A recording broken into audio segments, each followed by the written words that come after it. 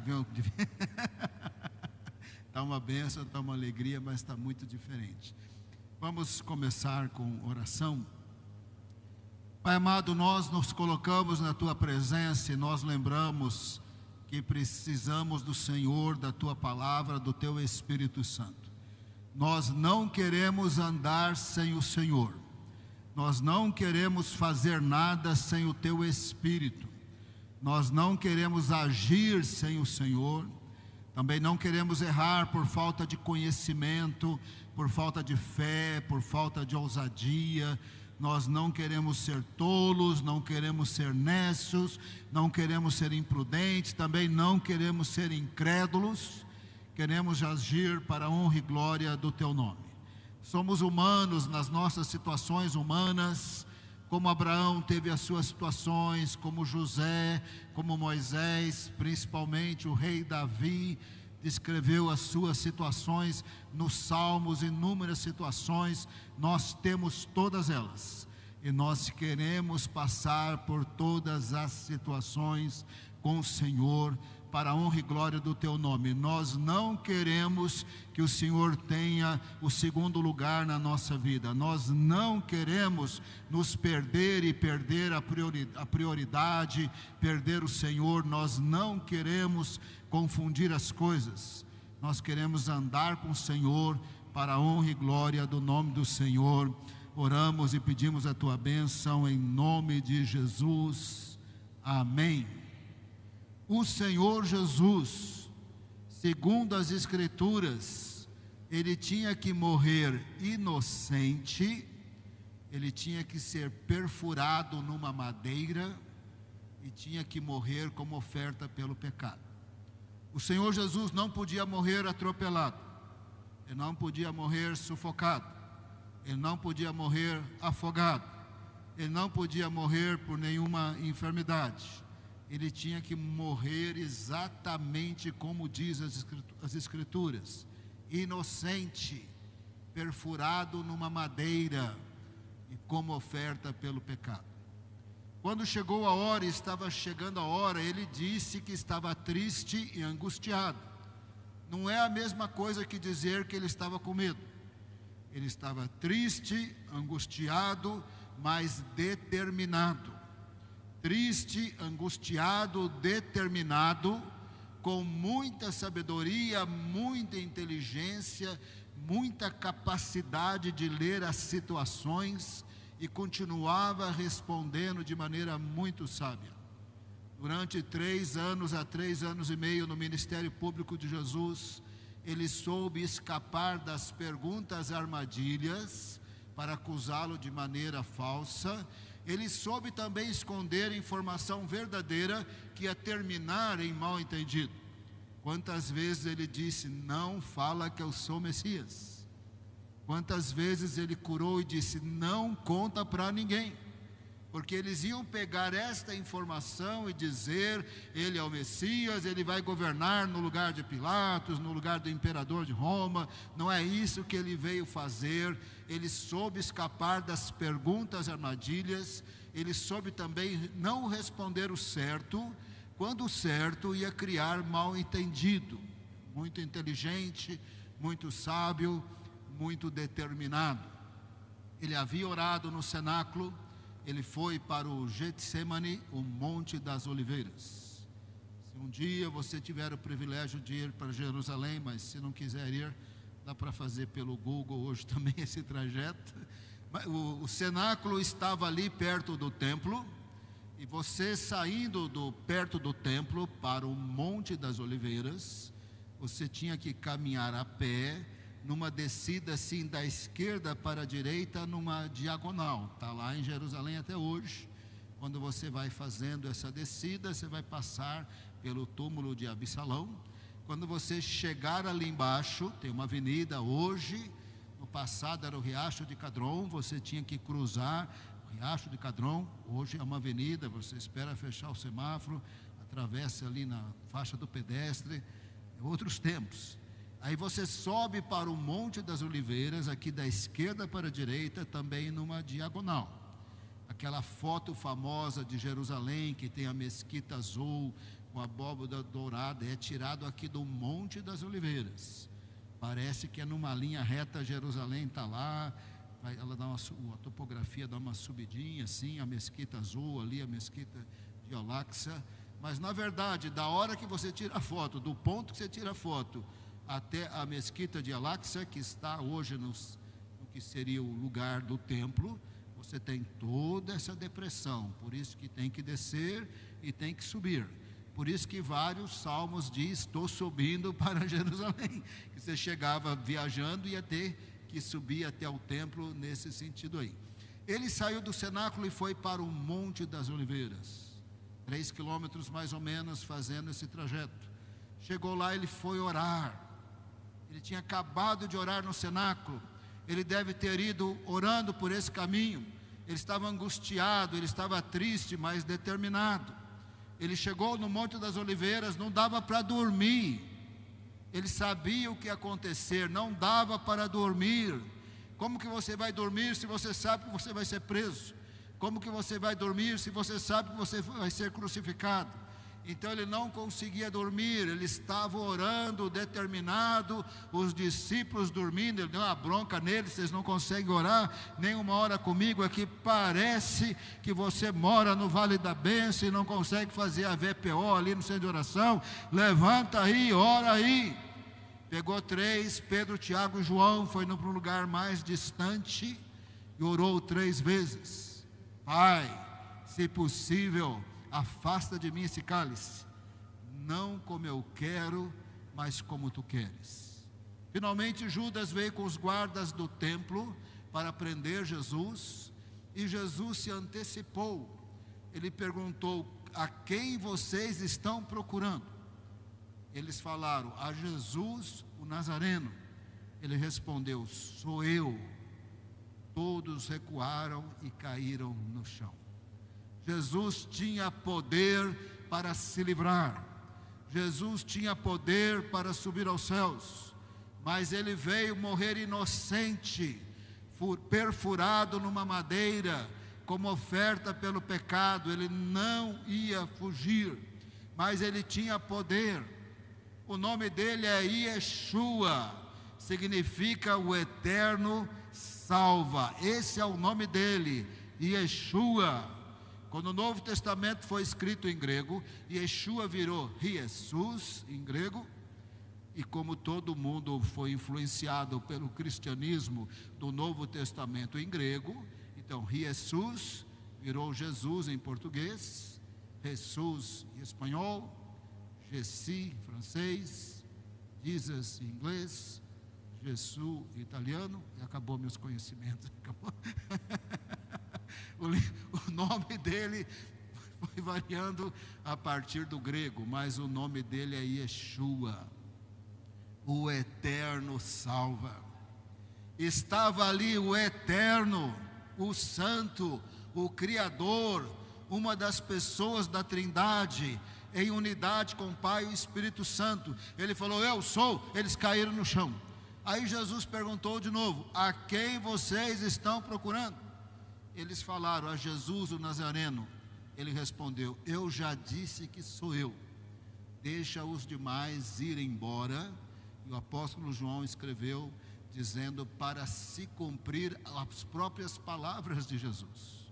Lá no cenáculo ele tinha orado: enquanto eu estava com eles, eu os protegi, eu os guardei, nenhum se perdeu, somente o filho da perdição. Para que nenhum deles se perdesse, Jesus disse: sou eu, a conversa que é comigo, deixa os demais irem. E se você fosse ler em Mateus, Marcos e Lucas, alguém pegou uma espada, cortou a orelha de um homem, Jesus repreende essa pessoa, coloca a orelha no lugar e cura na mesma hora. Eu sou capaz de te dizer que não tinha cicatriz, porque estava ali Yeshua, o eterno, o criador, o poderoso. Ele colocou a orelha ali no mesmo lugar.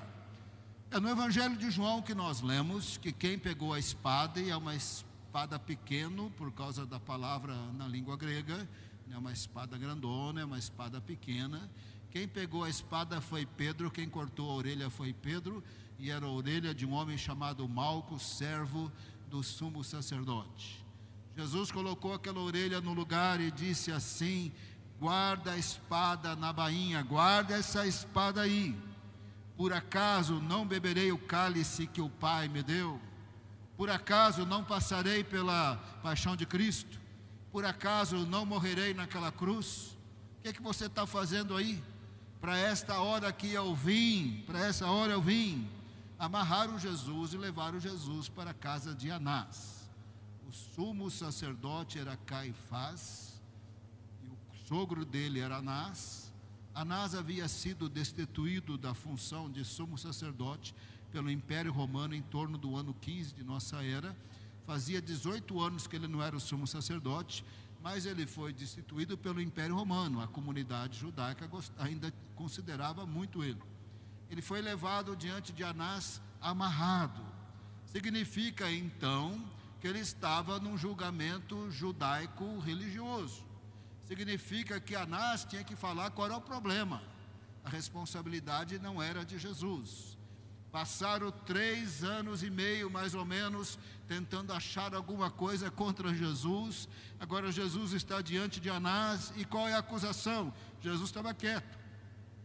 Anás usou a mesma estratégia de quem sabe ele vai falar bobeira, quem sabe ele vai dizer alguma coisa.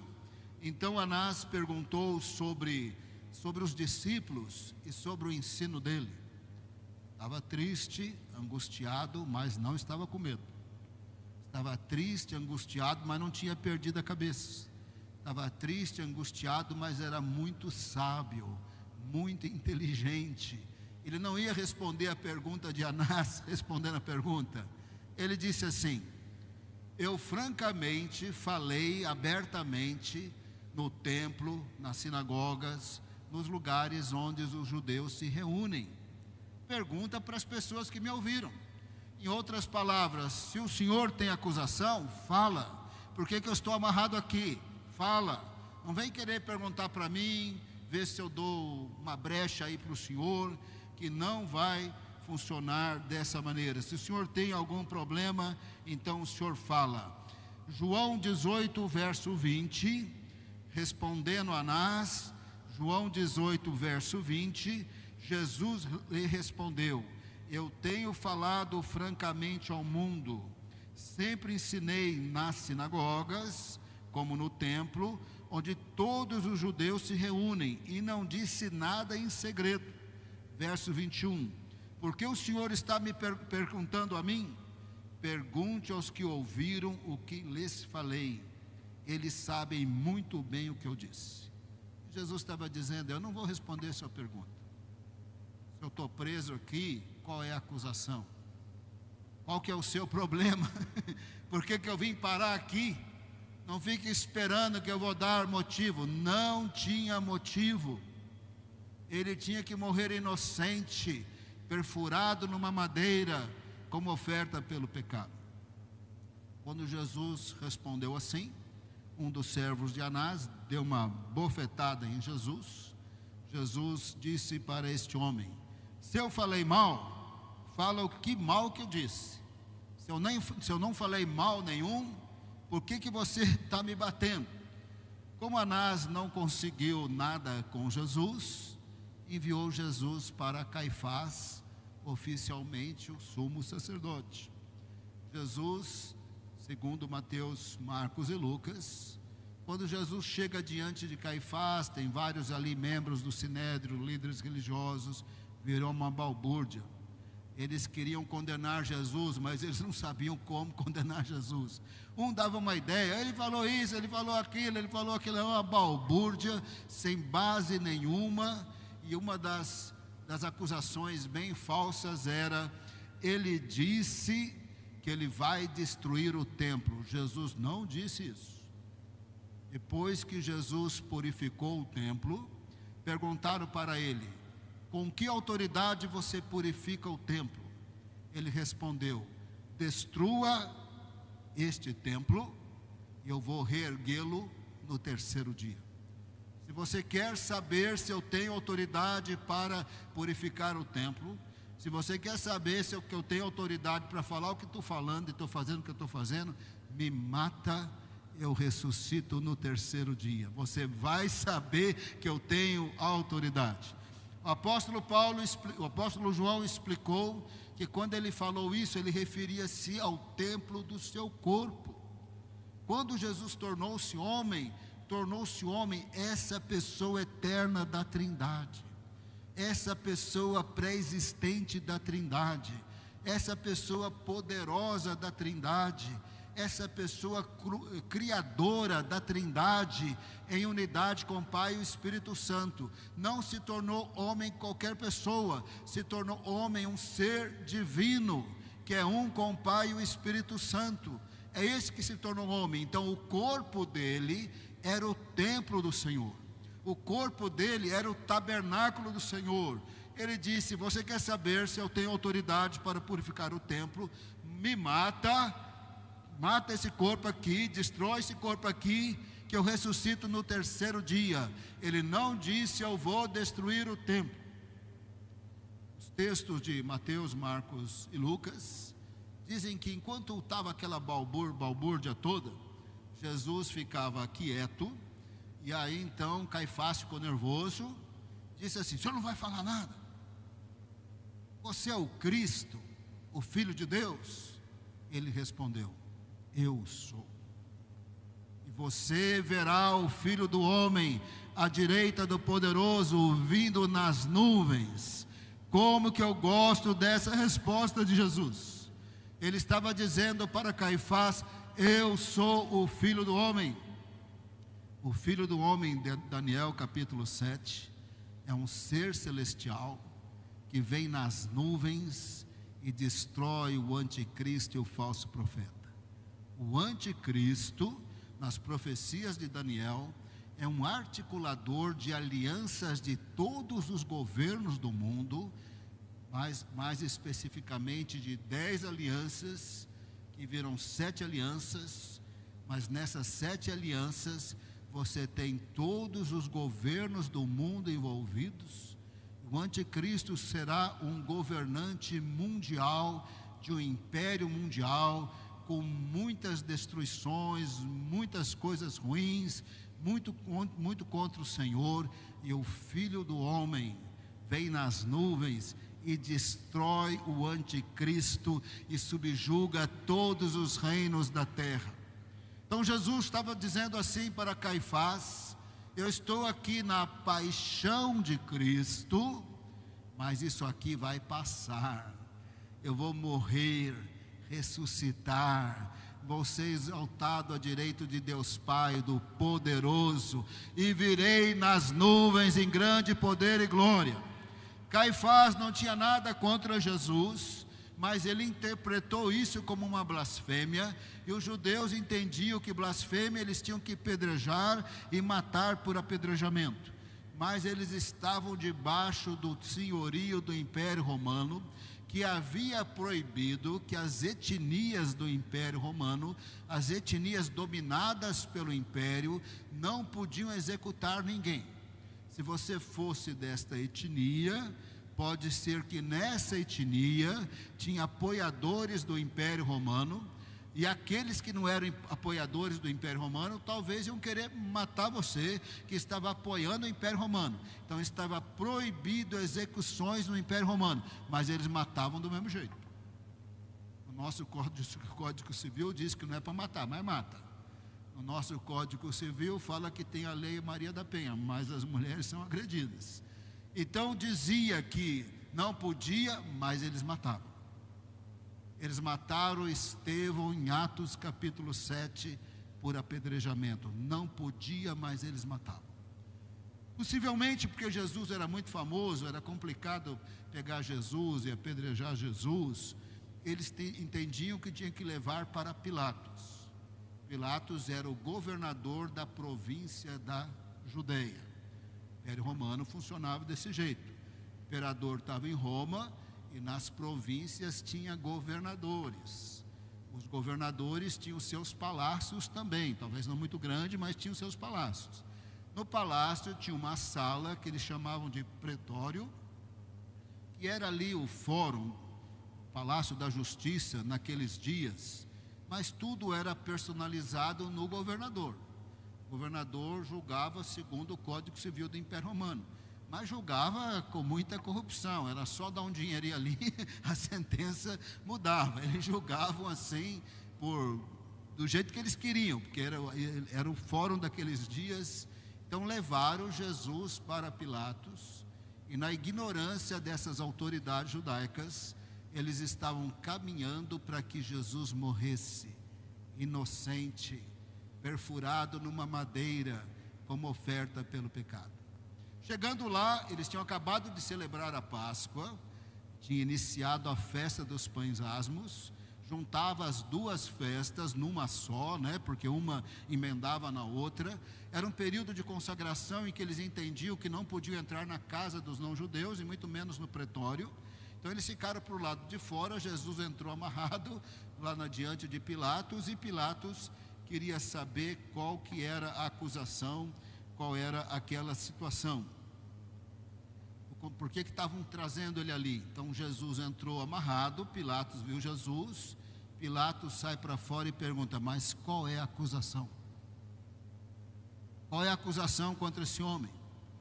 Ele é o Messias, ele diz que é o Filho de Deus. Nada disso tinha importância para o Império Romano, isso eram assuntos religiosos. Ele disse que vai destruir o templo, mas não tinha destruído. Qual é a acusação? O Império Romano não se metia nas religiões dos povos dominados. Os sacerdotes, os mestres, os feiticeiros dessas religiões tinham que resolver os problemas religiosos. O Império Romano não se metia nisso. Então, Pilatos percebeu que era assunto religioso. Ele disse: olha, pega esse homem aqui, leva lá para a autoridade de vocês. As autoridades religiosas estavam ali. Leva esse homem para lá e julga esse homem segundo as leis de vocês. João 18, verso 29. Então Pilatos saiu do pretório, para falar com eles, João 18, 29, para falar com eles, e perguntou: que acusação vocês trazem contra este homem?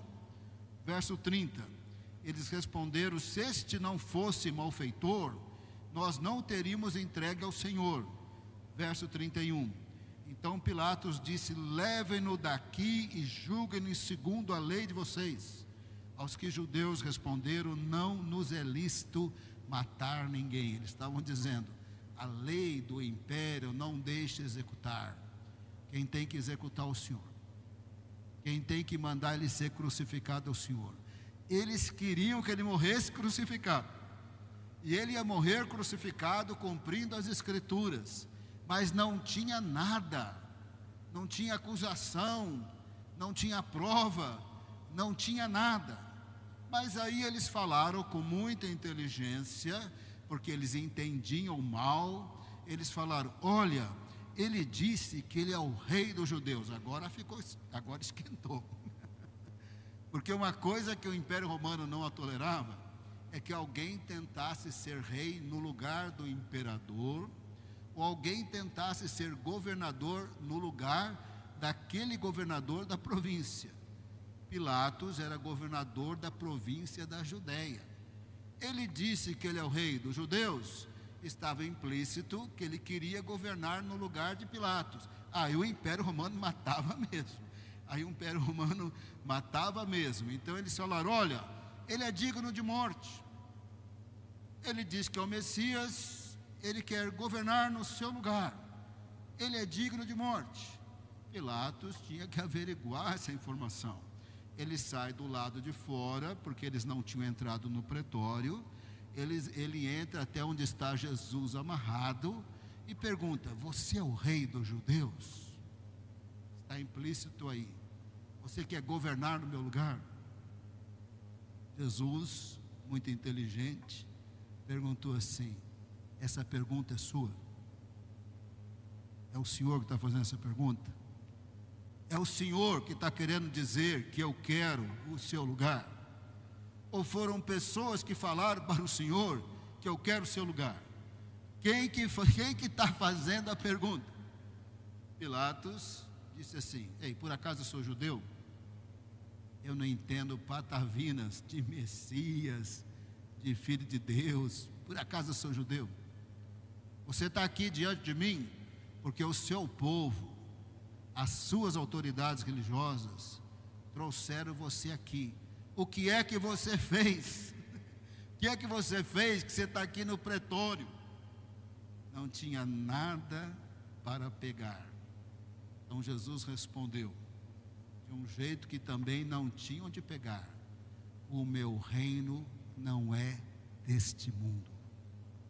O meu reino não é daqui. O senhor quer saber se eu sou rei? Sou rei mesmo. Não no seu lugar, não como Davi, não como imperador em Roma. O meu reino não é deste mundo. O meu reino não é daqui. Se o meu reino fosse daqui, meus ministros teriam se mobilizado e eu não teria sido entregue nas mãos dos judeus. O meu reino não é daqui. E no ensino de Jesus, o reino de Deus está no mundo, mas não é do mundo.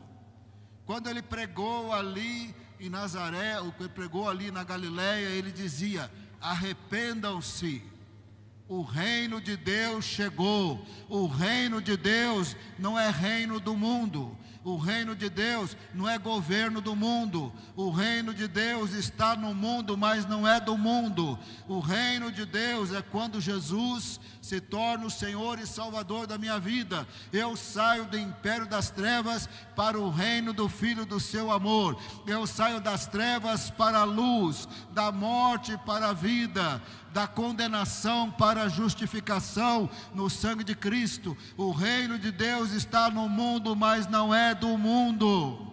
E Jesus disse: vai crescer como uma semente de mostarda, começa pequenininho, mas vai envolver todos os povos, todas as etnias, todas as línguas, todas as nações. E o reino de Deus vai ter a sua plenitude na segunda vinda de Jesus, quando ele vai subjugar os reinos deste mundo. Como diz na profecia de Daniel, a pedra que vem de cima para baixo vai esmiuçar os pés daquela estátua que representava os reinos deste mundo, e ele vai subjugar os reinos do mundo. Ele é o Senhor, o Salvador, mas ele não veio governar nos moldes de governo mundo, do governo de um mundo, mas o reino de Deus está no mundo, cresce e vai ter a sua plenitude na segunda vinda de Jesus. Então ele olhou para Pilatos e disse assim: o meu reino não é desse mundo, meu reino não é daqui. Se fosse daqui, meus ministros já tinham se mobilizado e eu não seria entregue nas mãos dos judeus, mas o meu reino não é daqui. Aí Pilatos, entendendo que a resposta não dava como para acusá-lo de que ele queria o lugar de Pilatos: então você é rei. Se Jesus dissesse: sim, eu sou rei, e ele é rei, é o rei dos reis, o Senhor dos senhores. Mas ele não era bobo, ele sabia fugir de perguntas armadilhas, ele sabia fugir de até não falar o certo, quando o certo ia ser mal entendido. Ele é muito inteligente, mostrou isso nos vários relatos do Evangelho. Então ele olhou para Pilatos e disse: o senhor está dizendo que eu sou rei? O senhor está querendo me condenar como se eu quisesse o seu lugar? O senhor que está falando isso? Eu não disse isso. Eu disse que o meu reino não é deste mundo. Verso 33, João 18, verso 33. Pilatos entrou novamente no pretório, chamou Jesus e lhe perguntou: você é o rei dos judeus? Estava implícito aí: você quer governar na Judeia? Você quer governar no meu lugar? Essa é a hora que eu te mato. Aí Jesus perguntou, verso 34. Jesus respondeu, verso 34: essa pergunta vem do Senhor mesmo? Ou foram outros que lhe falaram a meu respeito? É o Senhor que está dizendo que eu quero governar no seu lugar? Ou se é outras pessoas que falaram para o Senhor que eu quero governar no seu lugar? Da onde vem essa ideia? Em outras palavras, eu nunca falei isso. Eu nunca reivindiquei governar aqui um governo desse mundo. Irmãos, lembra da tentação no deserto? A Bíblia diz que o diabo é o príncipe deste mundo. A Bíblia diz que o mundo jaz no maligno. Jesus se referiu ao diabo 3 vezes como príncipe deste mundo. Este mundo em pecado, longe de Deus, tem bastante influência das forças das trevas. Jesus se referiu ao diabo como príncipe desse mundo. Na tentação do deserto, ele disse para Jesus: se você prostrado me adorar, eu vou te dar todos os reinos do mundo. Império Romano, impérios que tinha na Índia, impérios que tinham na China, os povos tribais das Américas aqui, que naquela época nem chamava Américas, grandes tribos da África, da Indonésia, eu vou te dar os reinos deste mundo. Jesus respondeu: só o Senhor Deus adorarás, e só Ele prestarás culto. Eu não quero os reinos deste mundo. Eu não vim aqui participar dos reinos deste mundo. Eu não vim aqui lutar pelos valores dos reinos deste mundo. Eu vim aqui anunciar que o reino de Deus chegou. E o reino de Deus vai crescer, e o reino de Deus vai subjugar essa era quando for a hora. Eu não vim aqui atrás do dinheiro do mundo, dos valores do mundo, do status do mundo, nada disso. Eu não vim fazer isso, meu reino não é deste mundo. Então Pilatos respondeu assim, no verso 35 na verdade. Pilatos respondeu: por acaso sou judeu? A sua própria gente, os principais sacerdotes, é que o entregaram a mim. O que foi que você fez? Pilatos não conseguia achar nada. Anás não conseguia achar nada. Caifás não conseguia achar nada. E Jesus também não era bobo de falar uma coisa certa que seria mal interpretada. Eles não conseguiam achar nada. Mas Jesus respondeu, verso 36, o meu reino não é deste mundo. Se o meu reino fosse desse mundo, os meus ministros se empenhariam por mim para que eu não fosse entregue aos judeus. Mas agora o meu reino não é daqui. Aí Pilatos disse: então você é rei, verso 37. Pilatos perguntou: então você é rei.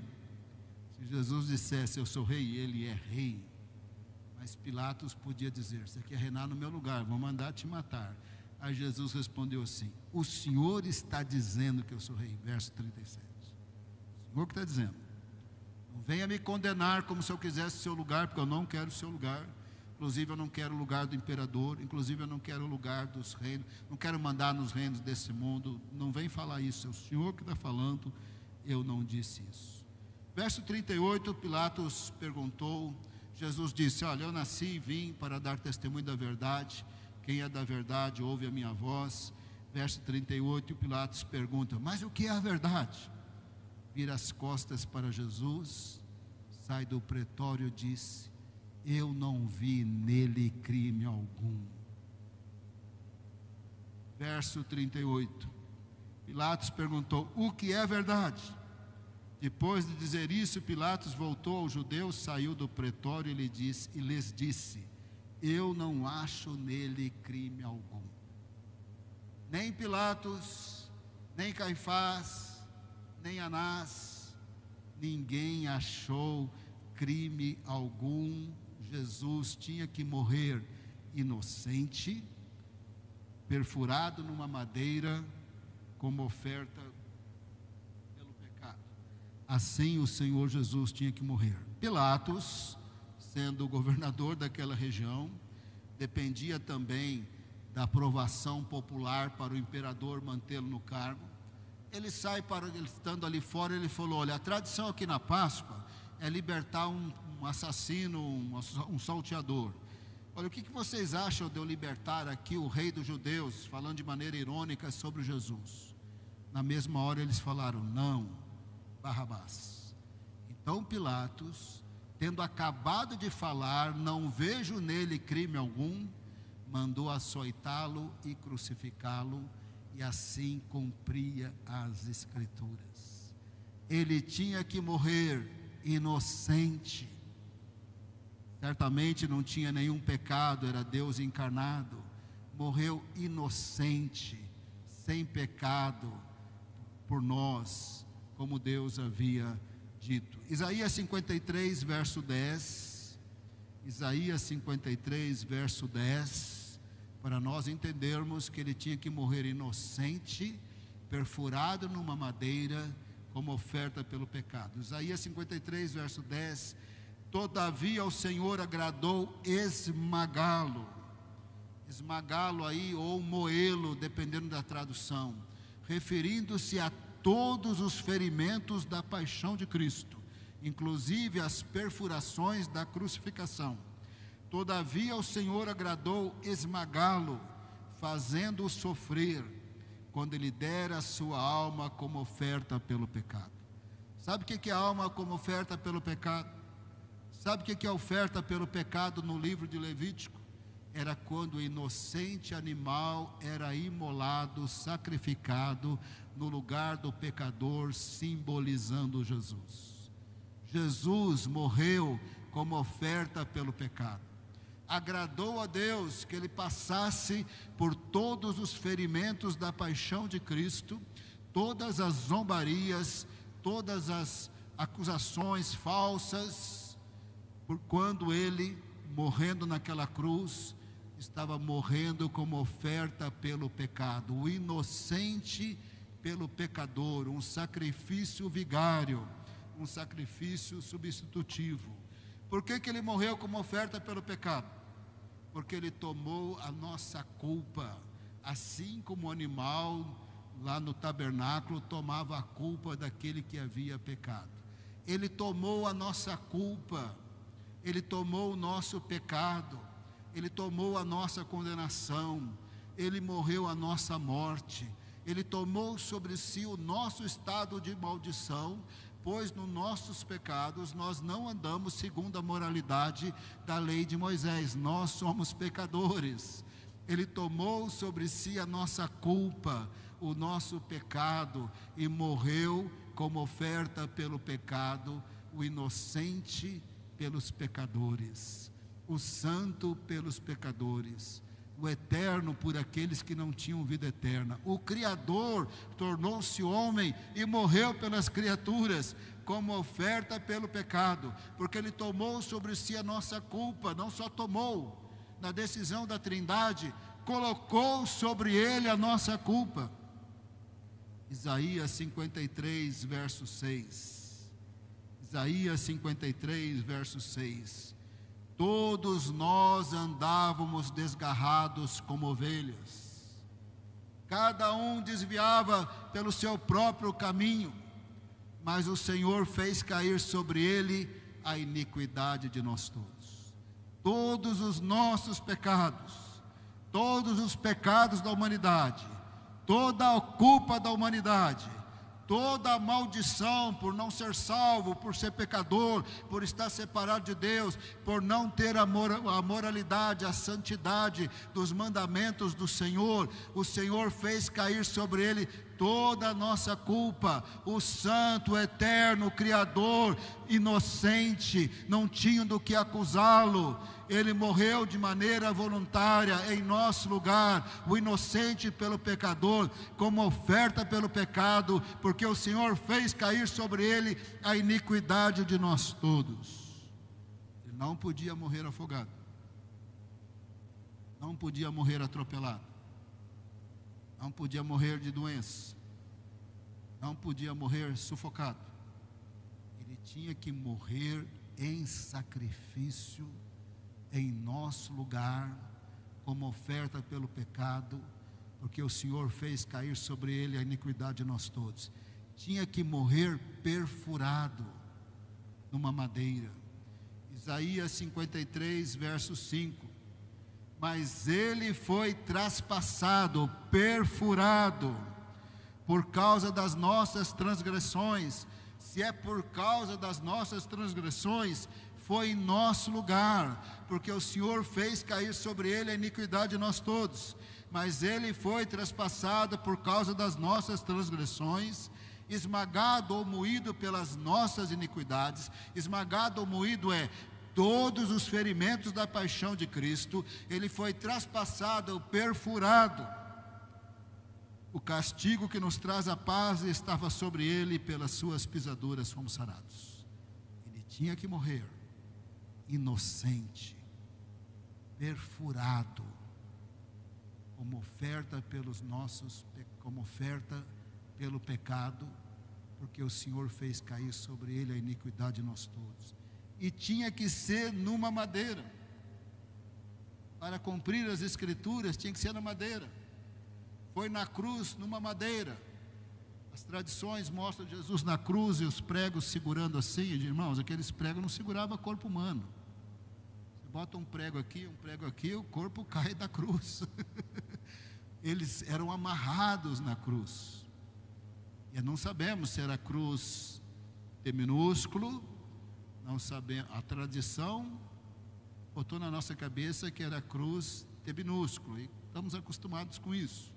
Mas nós não sabemos se era cruz T maiúsculo, podia ser cruz X, podia ser cruz Y, podia ter várias formas a cruz, mas tinha que ser numa madeira, tinha que ser perfurado numa madeira, porque ele estava tomando sobre si a iniquidade de nós todos. Ele estava tomando sobre si a nossa morte, a nossa culpa e o nosso estado de maldição. Por sermos pecadores, estávamos separados por Deus. Porque éramos pecadores, estávamos separados. A lei de Moisés diz, não vamos ler, eu vou citar para você Deuteronômio 21, que quando alguém era condenado de morte e era morto pendurado numa madeira, então numa árvore, digamos assim, enforcado, ou amarraram lá e deram flechada, seja lá como foi, ele estava pendurado numa madeira. Essa morte era a morte de um maldito, uma morte maldita.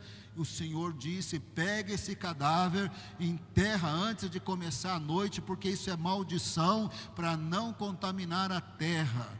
Então quando a pessoa era morta, pendurada numa madeira, a ordem do Senhor é: matou, executou, era pena de morte, enterra logo, porque essa morte maldita de um maldito é para enterrar logo, senão vai trazer maldição sobre a terra. Ele morreu pendurado numa madeira, a morte de um maldito, uma morte maldita. Ele não era maldito, ele era bendito. Ele não era pecador, ele era santo. Ele não era mortal, ele era imortal. Ele não era temporal, ele era eterno. Ele não era uma criatura, ele era o Criador. Ele era santo, puro, bendito, poderoso, a fonte da vida, Jesus, o Senhor, o Salvador. Ele não era maldito, mas tomou sobre si a nossa maldição, para que por meio da sua morte, como oferta pelo pecado, como Cordeiro de Deus imaculado que tira o pecado do mundo, eu e você, que éramos malditos pelos nossos pecados, nos tornássemos benditos pelo sangue de Cristo. Eu e você que somos salvos, somos benditos. Somos filhos de Deus, somos templo do Espírito Santo, porque Ele morreu por nós naquela cruz. Não quero ofender ninguém, mas vou explicar esse assunto direitinho. Presta bem atenção, a ideia aqui não é ofender, a ideia é esclarecer. Muitas vezes no meio evangélico, as pessoas falam, em parte está certo, em parte está mal comunicado. Eles falam assim: nossa, tem uma maldição familiar na minha vida, preciso quebrar a maldição. Na verdade, em Cristo Jesus, acabou maldição. Nós somos benditos, acabou. Mas é verdade que a gente pode perceber que o meu avô era alcoólatra, meu pai é alcoólatra, meu irmão é alcoólatra, e eu tenho muita vontade de beber. Parece que eu nasci para beber, pode ser, né? Que esse seja uma situação. E aí a gente pode perceber que nessa família tem sim uma influência maligna que podemos chamar dos espíritos familiares, que estão acompanhando essa linhagem familiar, trazendo o mesmo tipo de problema. Família que todos vão ser dependentes químicos, todos vão acabar com seus casamentos, todos são violentos. E você vai perceber que tem aí uma coisa do além, né? Uma coisa do mal. Você que é bendito em Cristo, continua bendito em Cristo. Mas se por causa do seu avô, da sua avó, do seu pai, do seu irmão, tem coisa ruim rondando a sua vida e a sua casa, você manda embora em nome de Jesus. Você está em Cristo. Jesus disse: em meu nome expelirão demônios. Não levanta de manhã dizendo: tem uma maldição familiar na minha vida. Em Cristo Jesus não tem. Mas se tiver demônio seguindo a sua vida, para trazer o mesmo vício do seu pai, da sua mãe, da sua avó, do seu irmão, não sei de quem, manda embora em nome de Jesus. Eu não vou ser alcoólatra que nem os alcoólatras da minha família. Eu não vou ser preguiçoso que nem os preguiçosos da minha família. Eu não vou ser linguarudo que nem os linguarudos da minha família. Eu não vou ser desonesto que nem os desonestos da minha família.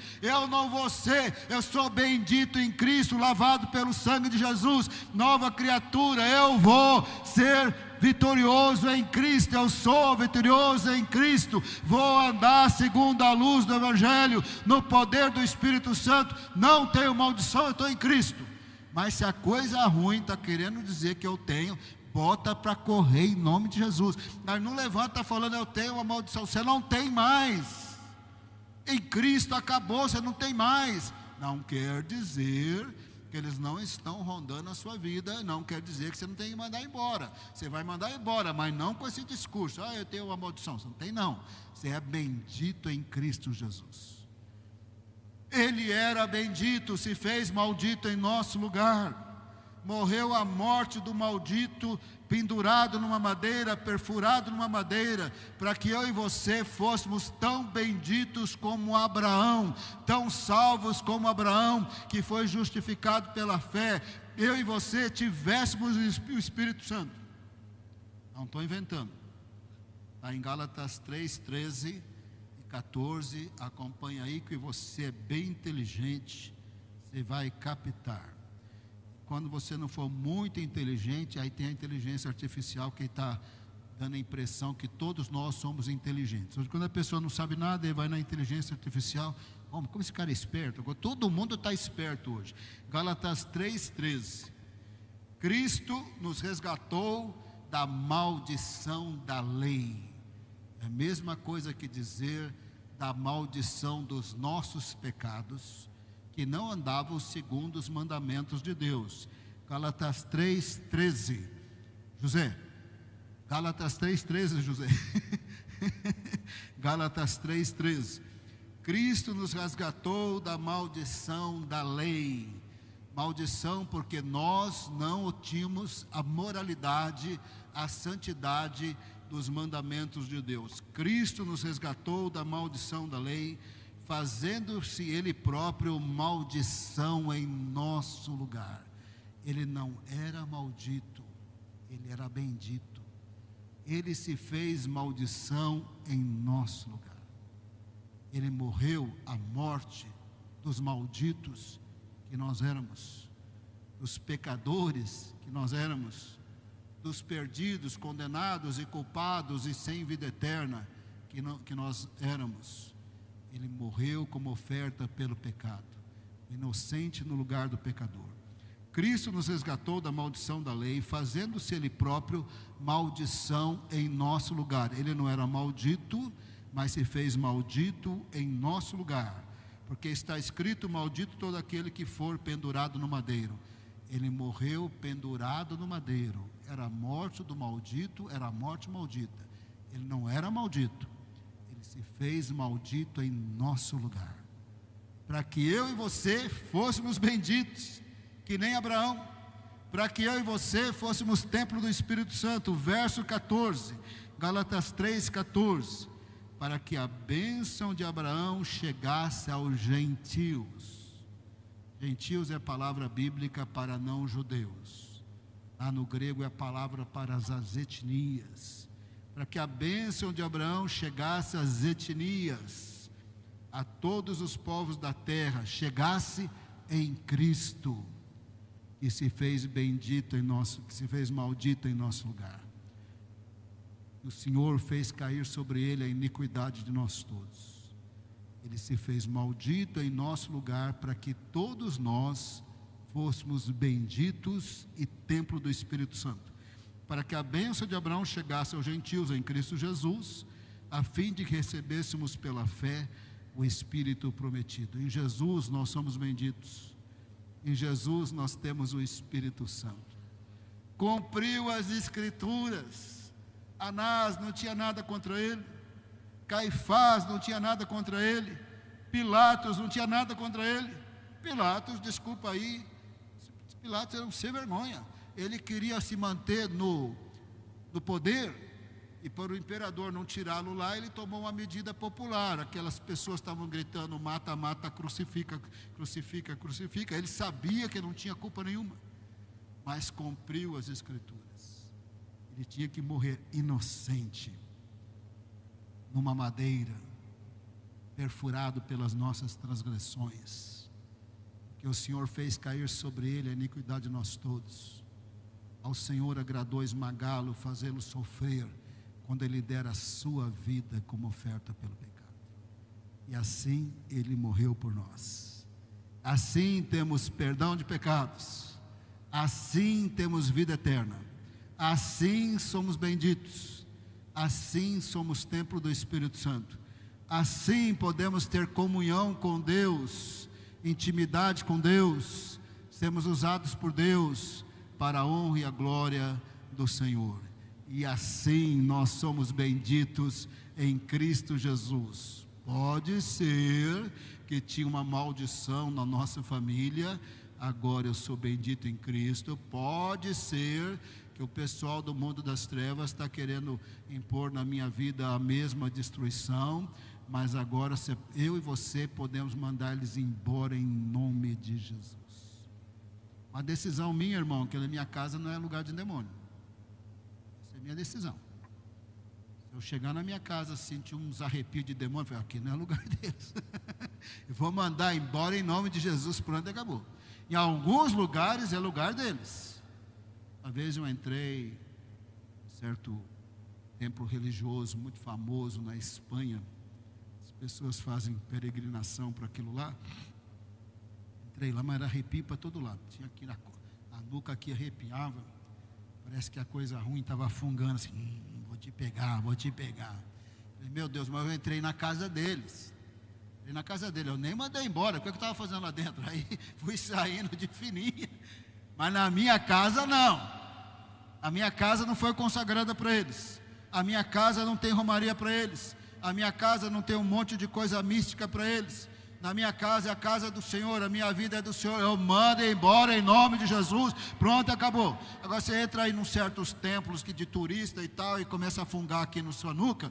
Você está no lugar errado. Você está no lugar errado. E outra coisa, aqui também é lugar consagrado para Deus, para a honra e glória de Deus. Não é para outras coisas. Esse lugar é consagrado para o Senhor, não é para outras coisas. Abriu brecha, deu brecha, a coisa ruim vai vir fungar aqui na sua nuca também, mas não vai fungar, porque aqui está consagrado a Deus, e nós vamos mandar embora em nome de Jesus.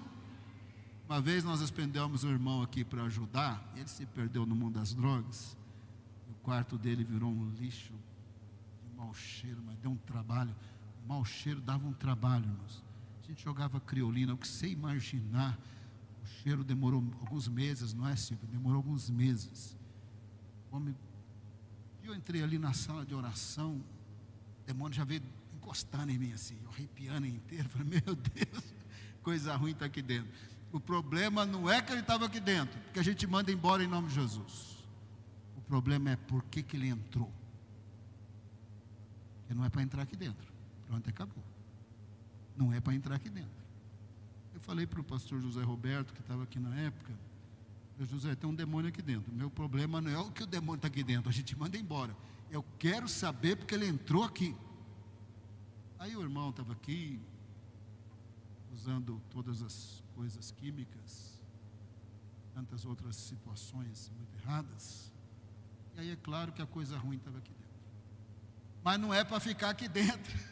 Se você anda com o Senhor, não é para estar na sua vida, na sua casa, no trabalho. É para você mandar embora em nome de Jesus. Ah, você deu uma brecha, tal, é outra coisa. Ah, você tinha maldição familiar, você encontrou Jesus, você é bendito. Não põe na sua cabeça que você tem maldição, você não tem, você é bendito. Percebeu que tem coisa do mal? Manda embora em nome de Jesus. Manda embora em nome de Jesus. Não fica com minhoca. Ah, quando eu deito ele está aqui.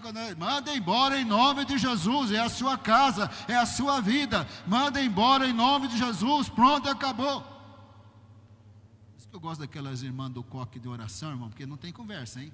Demônio forgou, elas mandam embora. Não fica filosofando, teologia, nada não. Manda embora em nome de Jesus. Pronto, acabou. Vamos orar pelas nossas vidas. Fique em pé. Aleluia. Se você quiser orar com alguém, chega perto de alguém, fique em pé. Pai amado, nós colocamos nossas vidas diante do Senhor. Obrigado pelo amor e pela fidelidade de Jesus. Obrigado pela inteligência de Jesus. Obrigado pela sabedoria de Jesus.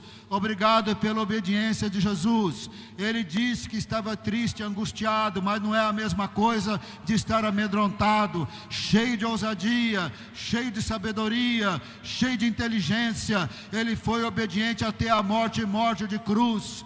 Ele morreu como oferta pelos pecados, nossos pecados. Ele foi sacrificado em nosso lugar.